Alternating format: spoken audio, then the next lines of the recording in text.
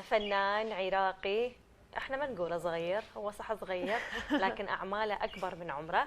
كان ضيفنا بالحلقات اللي مضت، كان ضيف ايهاب، وهاليوم راح نسلط على فنان مهم عراقي اللي احنا لازم نشجعه من خلال برنامجنا، وايضا من خلال كل الناس اللي دائما يحبون يتابعون. من هو ضيفنا شيرين؟ مصطفى حلمي، اكيد الفنان العراقي مصطفى حلمي اللي شفته قبل شوي اغنيته انعرضت على شاشه دجله، وخاصه في صباح دجله. واكيد مثل ما بتعرفوا انه قبل هالمره صادفناه. نعم. وحكى عن مسيرته تقريبا الفنيه كيف بدا، صح؟ وبيشجعك وكل شيء. الاهل اكثر شيء شجعوك بهذا الموضوع. الاهل وكمان فنانين يعني. صباح الخير اول شيء. صباح نورتنا. طبعا انا اليوم فخور انه تواجد وياي ست لون، يعني ما شاء الله عندنا مذيع من مذيعة العراقيات انه المتألقات. تسلم قلبي، شكرا. وكمان ست شيرين، تسلم يا رب. نورتنا مصطفى، واحنا ايضا فخورين بيك، واحنا نشجع الفن العراقي مو بانه هو الاعمار، لا بالعكس، هذا الفن اليوم البلد بحاجه بانه يكون هذا الجيل الواعي الصغير بانه ينضج على نضوج حب لبلده ولوطنه. اول اغنيه انت غنيتها اللي شفناها حاليا بسنه 2012 هي رسمتك يا وطن. يعني من انت صغير نشأت وتربيت وشيء صار بداخلك على حبك لبلدك، وطلعت لك هاي الاغنيه الجميله. الحمد لله. الاغنيه الوطنيه طبعا اغنيه رسمتك يا وطن.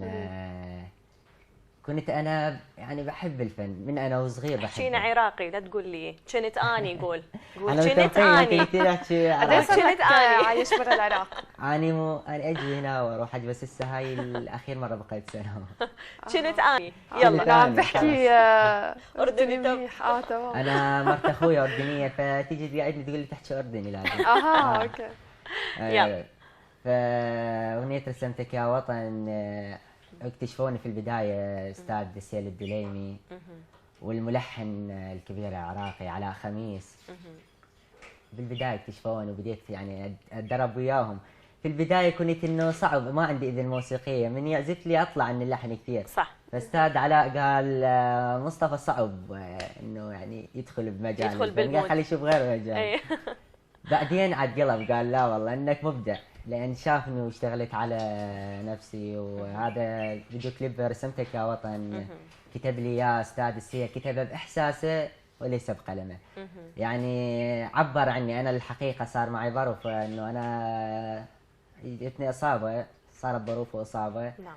فهذا الفيديو كليب انه يحكي انه صح فقدت انه عيني او كذا، ولكن انه فداء للوطن.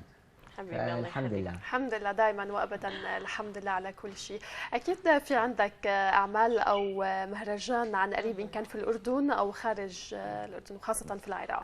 هلا انا عندي المهرجان ان شاء الله السنابل الدولي. نعم. راح يكون ان شاء الله في اربد. هذا مهرجان مشتركه فيه يعني جميع الدول العربيه والاجنبيه. نعم. فاني فخور، لاول مره احس نفسي فخور راح اقدم شيء بلدي، انه راح اكون راح بهذا عمره، ولكن راح اطلع رئيس فرقه واطلع احكي باسم العراق وامثل باسم العراق. يعني كثير يقولوا لي باسم من راح تطلع. قلت لهم انا ما افتخر اطلع باسم واحد، احكي باسم بلدي. فخر اكبر فخر لي هذا، احكي باسم العراق.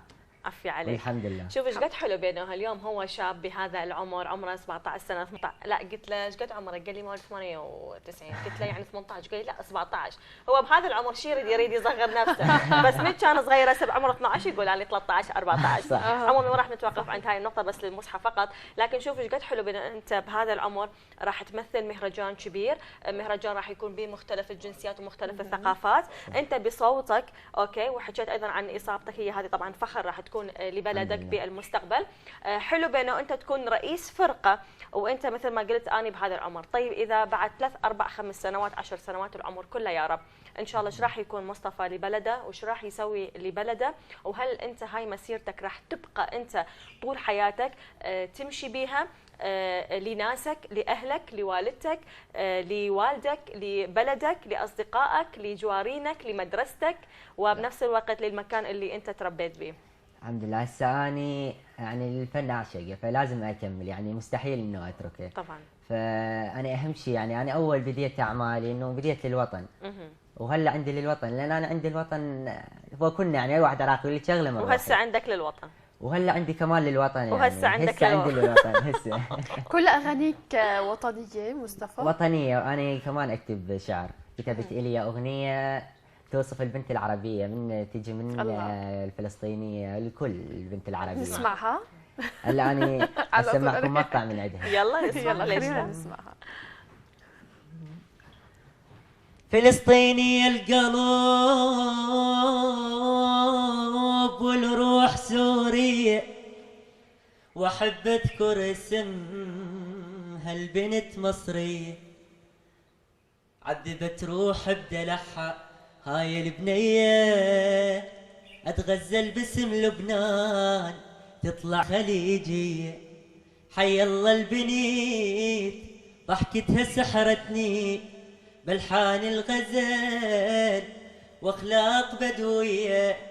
حي الله البنيت ضحكتها سحرتني، بلحان الغزل واخلاق بدوية. كلماتك رائعه، الكلمات جميله جدا. صح لسانك. شكرا.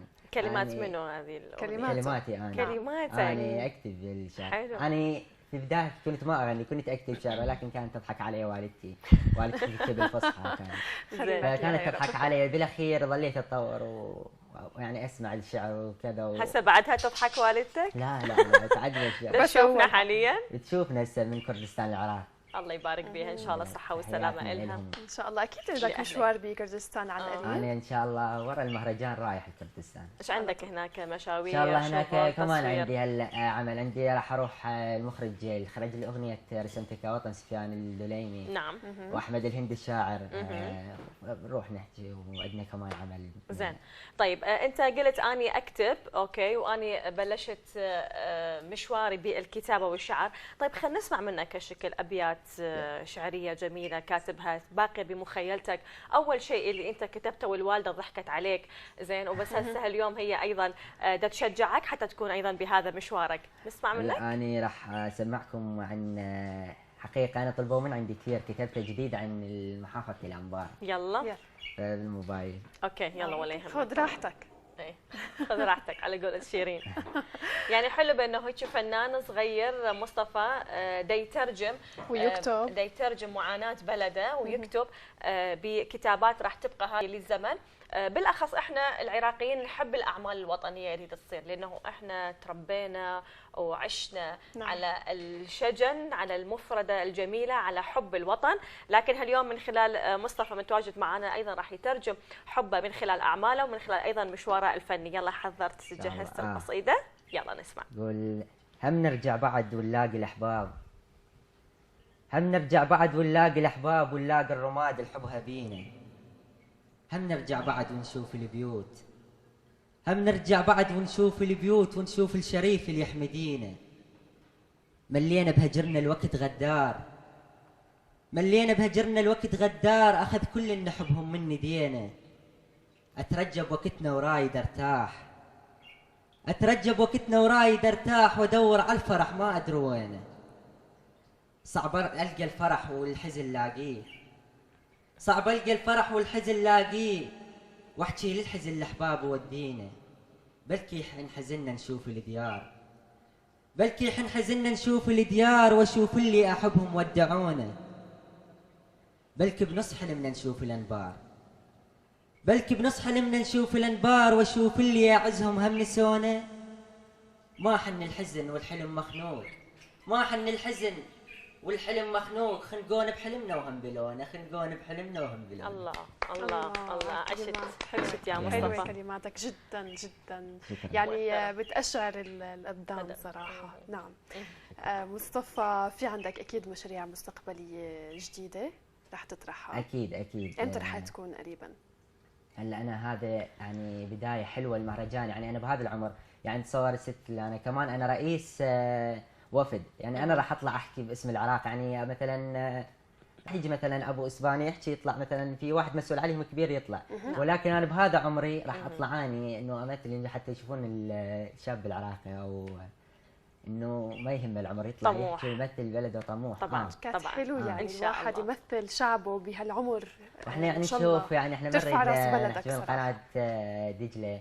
انا اشكر قناه دجله لان من اول يوم استضافوني في العيد، وهذا ثاني يوم انه حسوا عندي شيء مثلا راح اقدمه للوطن، وقفوا وياي. هاي وقفه جميله من قناه دجله، اني هلا اشكرها. يعني اوجه كمان رساله للقناه العراقيه، انا راح امثلكم كمان، مو انا ما راح امثلكم، انتم تجون تمثلون حتى انه شلون انا قاعد امثلكم تجون حتى توصلون الرساله انه في واحد مثلا شاب بهذا العمر قاعد يمثلكم وواقف على المسرح. يعني احنا تجي القناة كوجودنا ورسالتها. احنا كوجودنا وكقناتنا وكايضا سلطه رابعه نسلط الضوء ايضا على كل شاب هاليوم من خلال فننا راح تحمي بلدك، وراح ايضا تطور بلدك، وراح ايضا تزج الشباب بهذا المجال اللي هو مجال مهم، اللي احنا بحاجه الى كل جيل يكون واعي، يكون دارك، يكون مثقف، ما يكون ايضا جيل خارج عن بلده، وايضا هو يكون بعيد عن بلده. احنا دائما راح نكون وياك، وكاميرتنا راح تكون متواجده معاك بكل مشوارك الله مصطفى. على راسي، يعني قناه دجله يعني بيتي الثاني. الله يبارك فيك. شكرا لك فنان العراقي من يعني يلي بدا بعمر صغير ومشواره كان جدا قصير بخصوص موضوع الشهرة. ان شاء الله لقدام بالبلاد العربيه كلها ايضا اسمك يبقى موجود في سماء كل البلاد العربيه. مصطفى حلمي يعطيك الف عافيه وشكرا لك.